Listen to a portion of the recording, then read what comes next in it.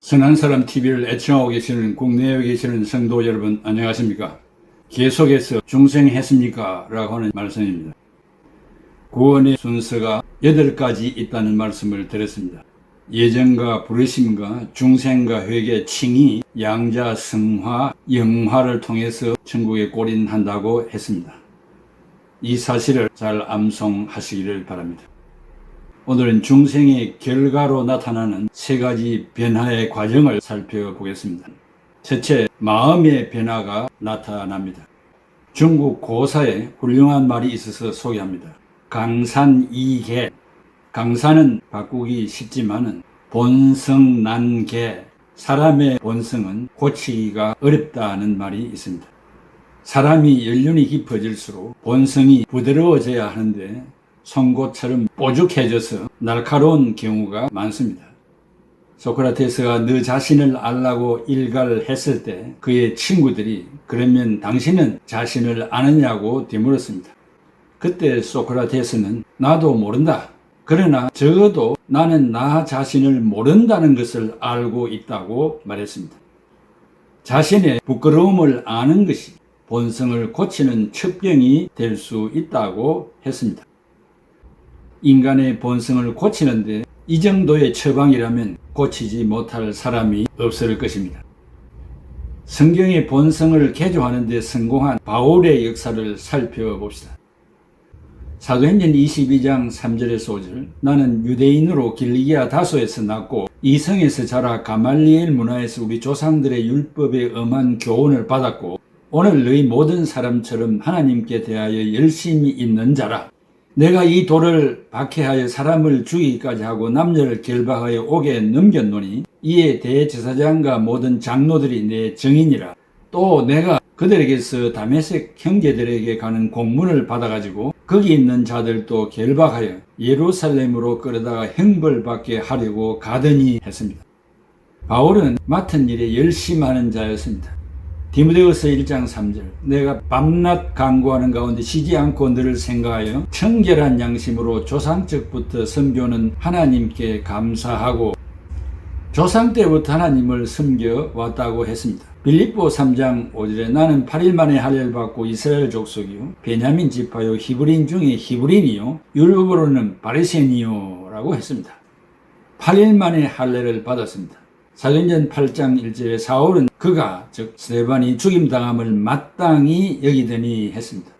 스데반의 죽음을 마땅히 여겼습니다. 사도행전 9장 1절에 사울이 주의 제자들에 대하여 여전히 위협과 살기가 등등하여 대제사장에게 가서 위협과 살기가 등등했습니다. 사도행전 9장 10절 22절 본성이 개조되는 역사의 말씀의 내용입니다. 그때에 다메섹에 아나니아라는 제자가 있더니 주께서 환상 중에 불러 이르시되 아나니아야 하시거늘 대답하되 주여 내가 여기 있나이다 하니 주께서 이르시되 일어나 집 가라 하는 거리로 가서 유다의 집에서 다소 사람 사울이라는 사람을 찾아라. 그가 기도하는 중이니라. 그가 아나니아라는 사람이 들어와서 자기에게 안수하여 다시 보게 하는 것을 보았나니라 하시거늘 아나니아가 대답하되 주여 이 사람에 대하여 내가 여러 사람에게 듣사온즉 그가 예루살렘에서 주의 성도에게 적지 않은 해를 끼쳤다 하더니 여기서도 주의 이름을 부르는 모든 사람을 결박할 권한을 대제사장들에게서 받았나이다 하거늘 주께서 이르시되 가라. 이 사람은 내 이름을 이방인과 임금들과 이스라엘 자손들에게 전하기 위하여 택한 나의 그릇이라. 그가 내 이름을 위하여 얼마나 고난을 받아야 할 것을 내가 그에게 보이리라 하시니 아나니아가 떠나 그 집에 들어가서 그에게 안수하여 이르되 형제 사울아 주 곧 네가 오는 길에서 나타나셨던 예수께서 나를 보내어 너로 다시 보게 하시고 성령으로 충만하게 하신다니 즉시 사울의 눈에서 비늘 같은 것이 벗어져 다시 보게 된지라. 일어나 세례를 받고 음식을 먹으며 강건하여지니라.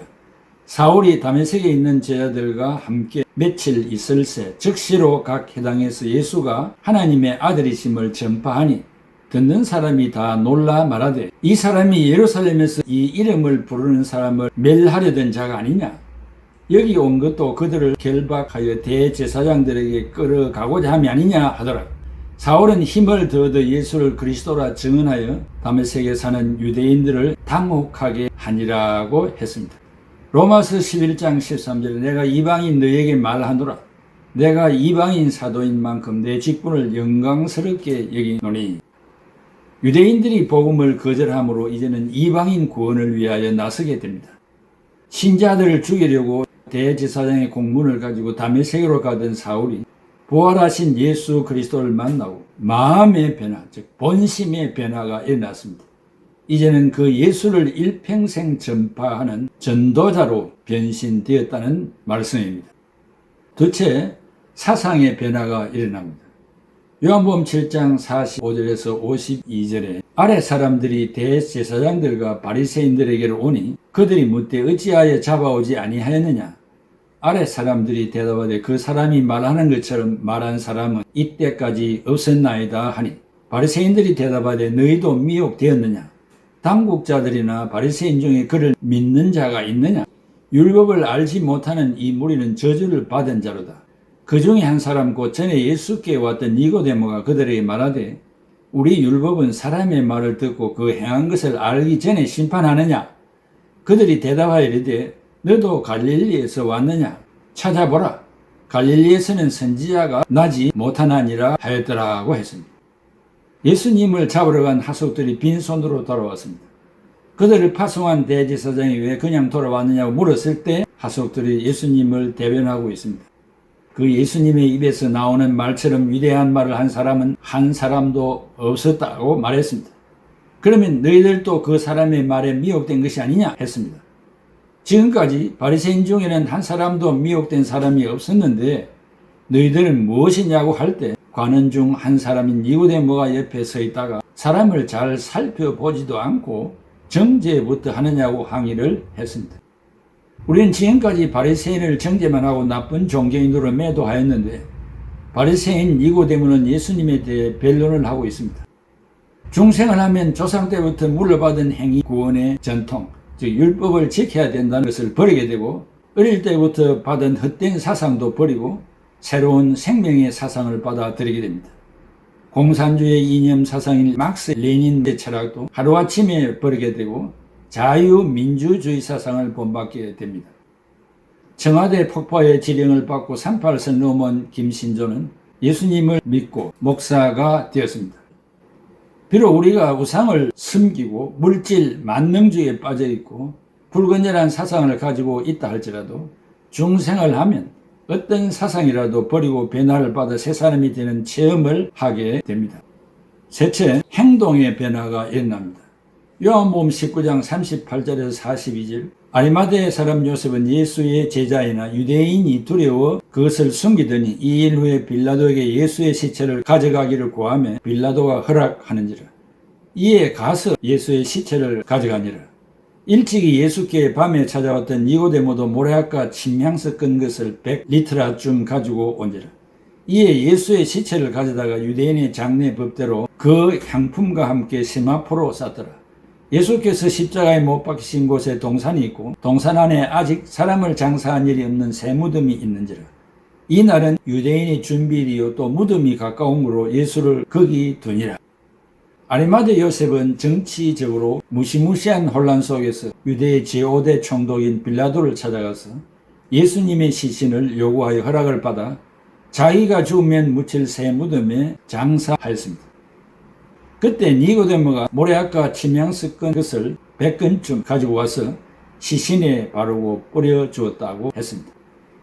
아리마대 사람 요셉과 바리새인 니고데모는 예수 그리스도를 만나 새 사람이 되어 정치적인 혼란 속에서 두려움을 이기고 자기의 무덤에 장사하는 행동의 변화가 있었습니다. 바리새인 니고데모도 모두가 다 예수님을 비난하고 정치와 결탁하여 예수님을 죽이려는 분위기 속에서 밤중에 예수님을 찾아와 중생의 도리를 배웠고, 두 번째는 요한복음 7장 51절에 우리 율법은 사람의 말을 듣고 그 행한 것을 알기 전에 심판하느냐, 신문 절차 없이 심판하느냐고 예수님을 변호하였고, 세 번째는 예수님의 시신에 경제적으로 고가의 모략과 향유를 발라 주었으며 새 무덤에 뿌려 주었습니다.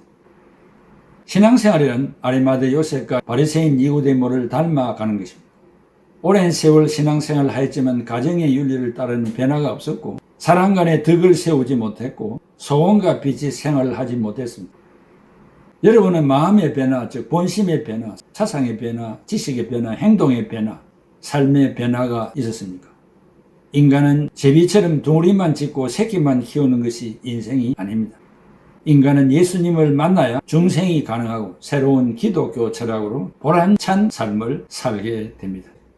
오늘 우리에게 말씀하신 중생의 결과 이 세 가지를 여러분 자신에게 대입시켜 주시고, 또한 제3자를 판단할 때도 이 세 가지를 대입하여서 상대를 판단할 수 있는 기준이 되기를 바랍니다. 기도합시다.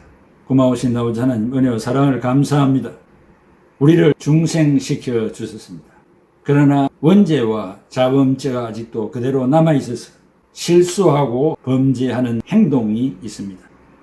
용서해 주시고 더더욱 성령의 충만을 받고 말씀의 충만을 받아서 이 모든 것까지 이기고 넉넉히 살아갈 수 있는 성숙한 크리스찬들이 다 되게 하여 주시옵소서. 말씀을 듣는 대로 실천하고자 하는 노력이 있게 하여 주시옵소서. 이 말씀을 듣는 국내에 계시는 애청자들에게 이 놀라운 은혜를 덧입혀 주시기를 바라오고 예수 그리스도의 이름으로 기도하옵나이다. 아멘. 강자처럼 방황할 때도 애타게 기다리는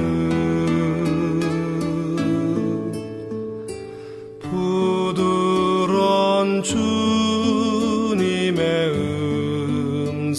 음성이 내 마음을 녹이셨네.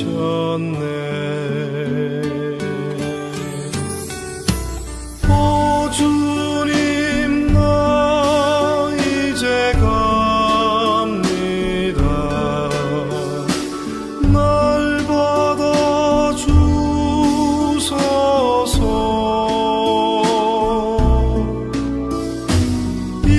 이제는 주님만 위하여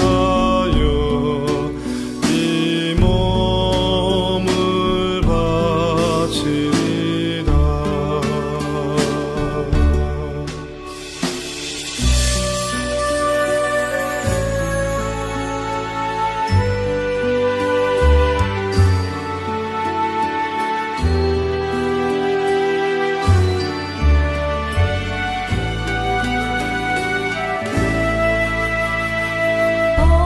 어두운 고멜의 마